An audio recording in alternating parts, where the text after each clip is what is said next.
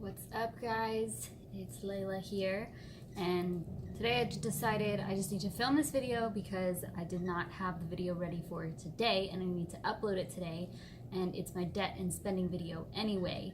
I just got out the shower.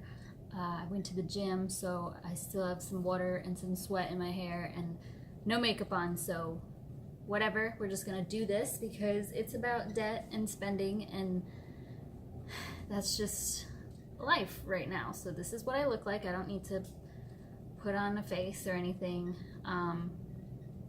If you hear any running around or meowing or scratching, that is the little kitten. He's running around loose in my room, and we have named him Jixer. If you don't know what I'm talking about, watch my previous video. Oh. Speak of the devil, hello! And if you are new here, I do a monthly update on my debt and my spending for the month. I have a lot of debt, unfortunately: student loan debt, credit card debt, car debt, personal debt that I owe my sister, everything. I break it down every single month. I've been doing it on YouTube for a couple of months now, and I do it on my blog every single month. I've been doing that for over a year. So if you want to go check out my blog, it's a little bit more detailed. I share like some good news and some bad news of the financial side of my life, my credit score, and then you can see my spreadsheet of everything.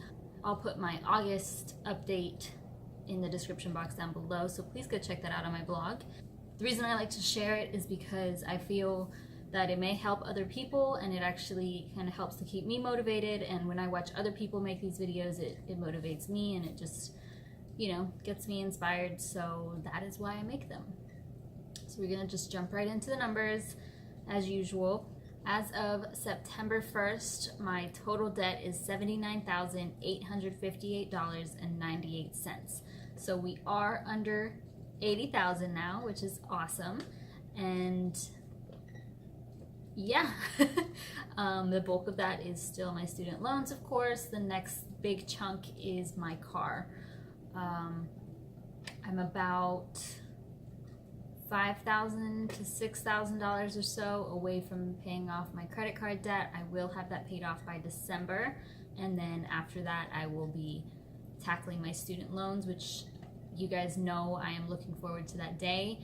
I made a good bit of extra income this past month, so I was able to put a good bit of money towards my debt, and my debt actually decreased the most it ever has, with $1,444.37. So back in July, my debt decreased by almost $900, but this month I did like $500 more.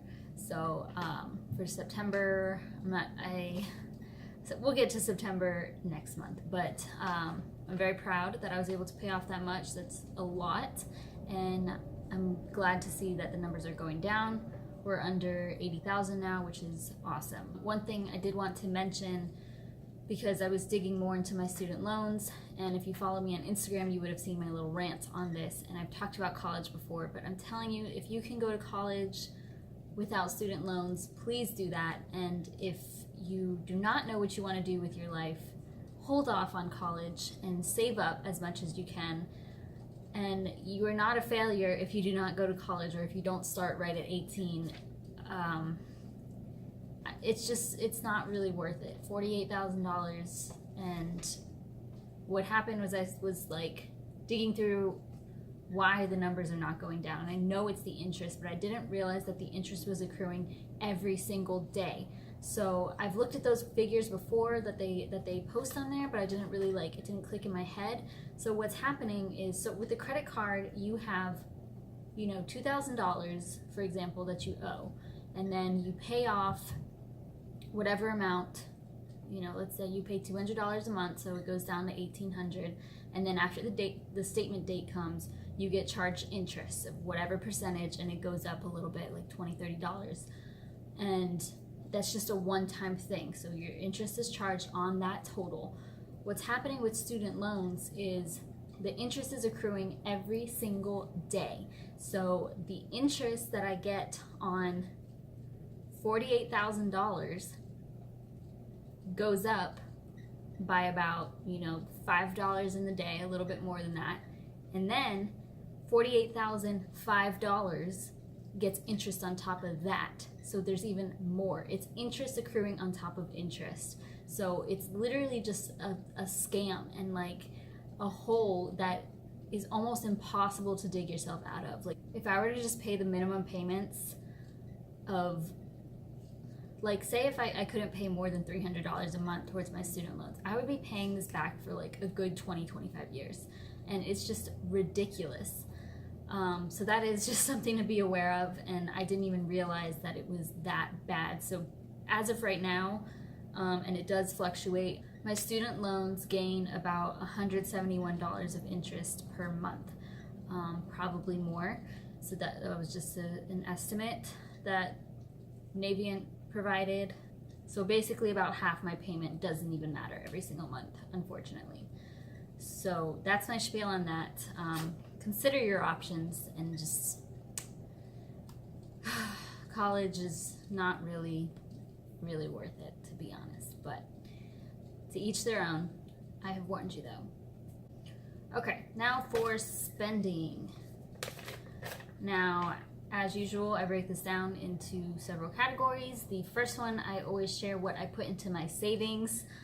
This month I put a little bit less because I'm preparing for a vet trip for our dog Haley, and I don't want to have to take out of my savings or use my credit card or anything to pay that vet visit. So I wanted to put a little bit less towards my savings. So I put $1,072.20 into my savings account. Like I said in previous videos, my income is not taxed, so I have to put a portion aside each month. But I also put a little bit extra. Typically I put $1,550 into my savings account automatically, but this time I just did $1,000, and some of that money is not mine because I'm gonna have to pay my taxes at the end of the year.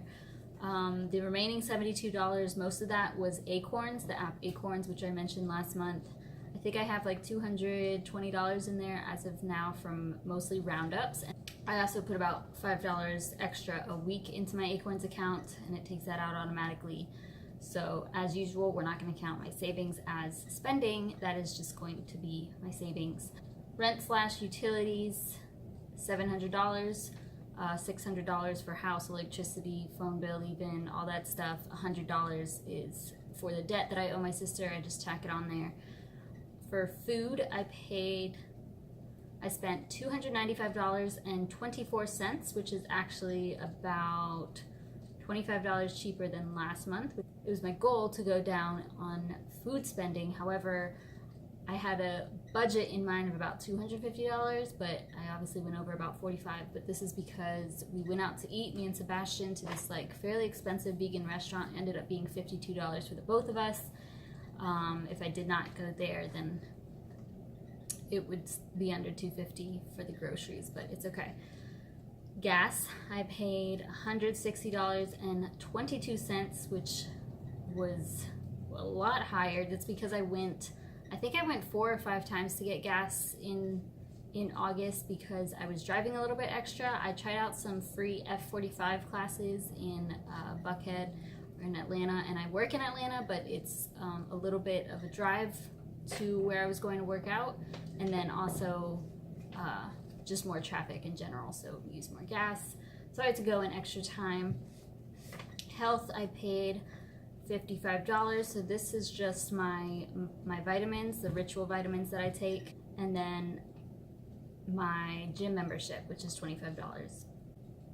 For my car, this is the same, $315.73. For credit card debt, I paid $1,150.68, which is a huge improvement from last month. So I put like $600 or $700 more towards my credit card debt, which is really good. So I do use my credit card, but I always pay it off, all of it that I use. But I'm pretty proud of that number. I put a lot towards my credit card debt, and like I said, it'll all be gone by December, so I'm looking forward to that. I paid $288.37 toward my student loan debt. That is the same amount that I pay every single month. Insurance, I paid the usual $122 even. This includes life insurance as well as vision and dental. And then for business, I spent a little bit more, $177.16. This is because I pay for hosting and my domain name, and then I pay for, I pay to have Google G Suite, which is like a specific email to my business, and that's about $13. And then I paid somebody to help me speed up my website and do like a little bit of editing of my posts and review. And then I also paid for a website editing software, Elementor, which was just like a one-time payment of $50 because I updated my blog. I started getting back into consistently blogging, which I'm really excited about. So I've been blogging every single week. Yeah. In the other area, I spent $209.44. So compared to last month's $1,200, I spent $1,000 less in the other area, and that $1,000 went towards my debt instead. So that's really good, and I'm proud of that. What did I buy? What was the other? I bought some Petulia leggings, which I will do a try-on video for, actually. I paid for parking, and then Google Play. So the bulk of it was Petulia leggings, and then what else is included in that? There must be something else. I don't know. It's not too bad though. I'm not worried about it. In total, I spent $3,473.84, excluding my savings, of course. September is a little bit of a different story. I've already spent a lot on myself and on other people. I bought like a Christmas gift already for my dad.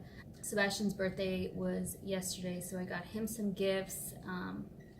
Yeah, but it's okay. It's not a big deal. I'm still on track to pay off my credit cards by December.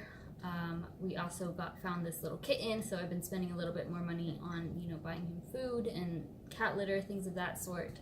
So, but I will update on that in September.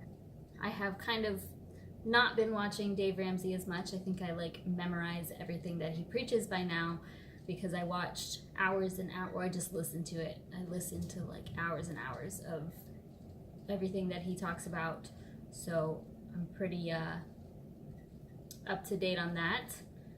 I'm not even gonna lie, I don't have many financial goals for September because I feel like I've already spent way too much. Even for my groceries, I was buying more food already, so I'll try to keep it under $250, but I don't know that I will this month.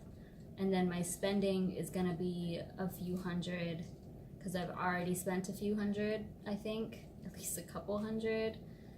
I also, my previous car, my lease, I have to pay for the wear and tear and also the disposition or turn-in fee, and I've been trying to get out of that since June, and they're just not budging, so I think I may have to pay that. It's $670.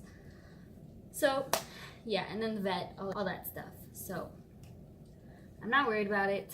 That's all I've got to say. That's my quick little update. Please go check out my blog and everything else on it because I've been working really hard on it and I would greatly appreciate it.